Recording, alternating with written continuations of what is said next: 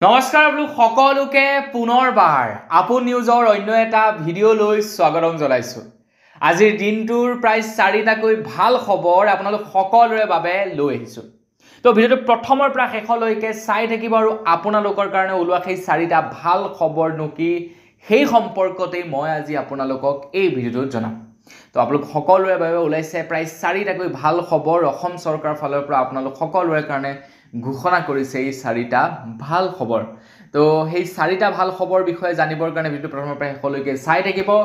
ভিডিঅ'টো আৰম্ভ কৰাৰ আগতে লাইক এটা কৰিব আৰু চেনেলটো যদি এতিয়ালৈকে ছাবস্ক্ৰাইব কৰা নাই তেন্তে চেনেলটো ছাবস্ক্ৰাইব কৰি ল'ব।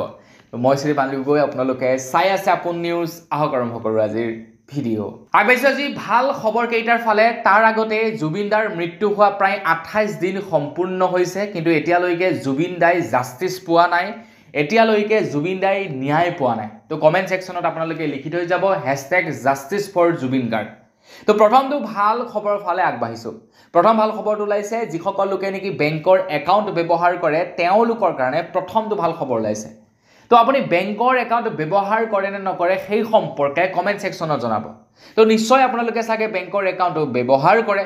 তো আপোনালোকৰ কাৰণে ওলোৱা ভাল খবৰটো হৈছে এতিয়াৰে পৰা আপোনালোকে যিকোনো বেংকৰ যিকোনো চেক আপোনালোকৰ একাউণ্টত জমা কৰিলে 3 ঘণ্টাৰ ভিতৰত আপোনালোকৰ চেকৰ পইচা বেংকৰ একাউণ্টত সোমাব। আৰু এই নিয়মটো জানুৱাৰীৰ 3 তাৰিখ 2026 চনৰ পৰা সলনি হ'ব বুলি জনাইছে। বৰ্তমান নিয়মবিলাক অকণমান বেলেগ টাইপৰ। আপুনি যদি কোনো এটা বেংকৰ কোনো এখন চেক যদি অন্য এটা বেংকত জমা কৰে, মানে সেই চেকৰ পইচাটো আপোনাৰ একাউণ্টত সোমাওঁতে বহুত সময় লাগি যায়। কিন্তু এতিয়াৰে পৰা সেইটো নহ'ব। বেংকসমূহে 3 ঘণ্টাৰ ভিতৰত সেই চেকৰ পইচাটো সেই মানুহজনৰ একাউণ্টত ভৰাই দিব লাগিব বুলি জনাইছে। আৰু এই নিয়মটো সলনি হ'ব 2026 চনৰ 3 জানুৱাৰীৰ পৰা, মানে নেক্সট ইয়েৰৰ পৰা এই নিয়মটো সলনি হ'ব বুলি জনাইছে। আৰু ইয়াৰ ফলত যথেষ্ট সহায় হ'ব। বহু মানুহে চেক আজিকালি ল'বলৈ নিবিচাৰে এই কাৰণে, কাৰণ চেকখন দিব হয়, চেকখন বেংকত গৈ লগাবগৈ, কিমান দিনৰ পাছত পইচা সোমাব তাৰ কোনো ঠিক নাই। গতিকে লগে লগে যদি পইচাটো সোমায় তেতিয়া কোনো আপত্তিয়ে নাথাকে। তো চেকখন দিলে 3 ঘণ্টাত পইচাটো আহি গ'ল, ন' প্ৰব্লেম। আগবাইছোঁ ইয়াৰ পাছৰটো ভাল খবৰৰ ফালে। ইয়াৰ পাছৰ ভাল খবৰটো ওলাইছে মইনা নিযুত আঁচনিৰ ওপৰত। তো ছোৱালীবিলাকৰ কাৰণে অসম চৰকাৰে মইনা নিযুত আঁচনি মুকলি কৰিছিলে।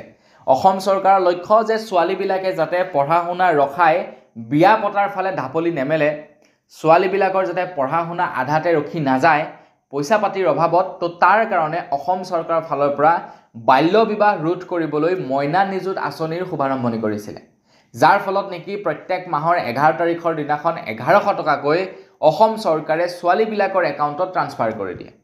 যিসকল ছোৱালীয়ে পঢ়ি আছে তেওঁলোকৰ একাউণ্টত 1100 টকাকৈ ট্ৰান্সফাৰ কৰি দিয়ে, যাতে সেই টকাৰে ছোৱালীখিনিয়ে পঢ়িব পাৰে, যাতে তেওঁলোকৰ পঢ়া শুনা ৰখি নাযায়। তো তাৰ কাৰণে অসম চৰকাৰে এই নিয়মটো বনাইছিলে।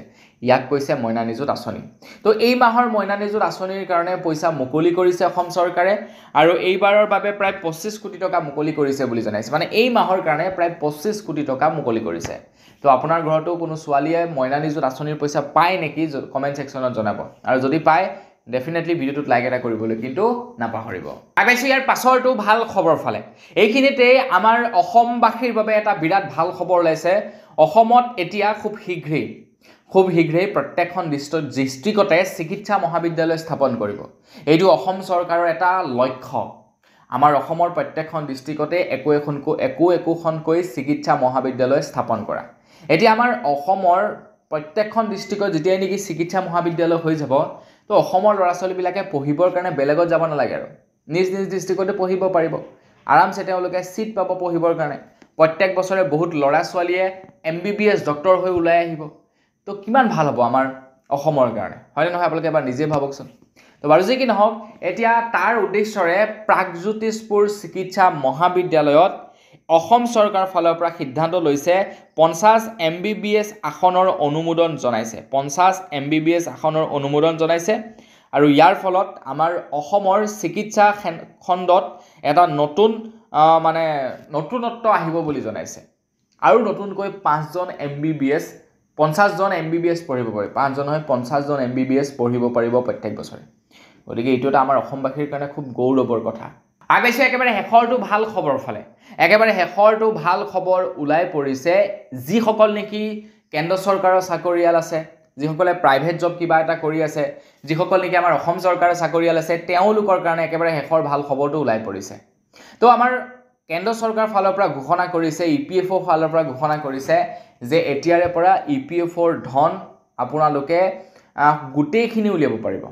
আপোনাৰ EPFOত যিমান টকা জমা হৈ আছে গোটেইখিনি টকা আপোনালোকে উলিয়াব পাৰিব।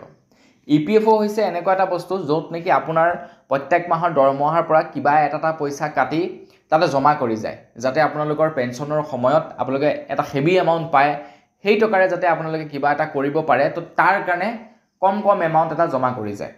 এতিয়া কিছুমান এনেকুৱা মানুহ থাকে যিবিলাকে আগতীয়াকৈ পইচা লৈ পেলায় EPFOৰ পইচা, কিন্তু আগতে ছিষ্টেম এটা আছিলে কি এডভান্স পে'মেণ্ট ল'বলৈ হ'লে মানে বৰ বিশেষ নোৱাৰিছিলে, কম এমাউণ্ট ল'ব পাৰিছিলে।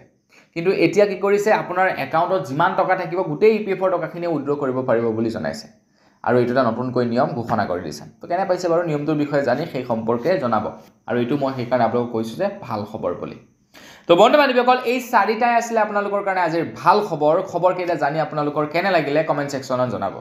যদি ভাল লাগিলে লাইক এটা কৰিব, চেনেলটো ছাবস্ক্ৰাইব কৰা নাই ছাবস্ক্ৰাইবটো কৰি ল'ব। পুনৰ লগ পোৱাৰ আশা থাকিলে বিদায় মাগিছোঁ। ধন্যবাদ। জয় অসম।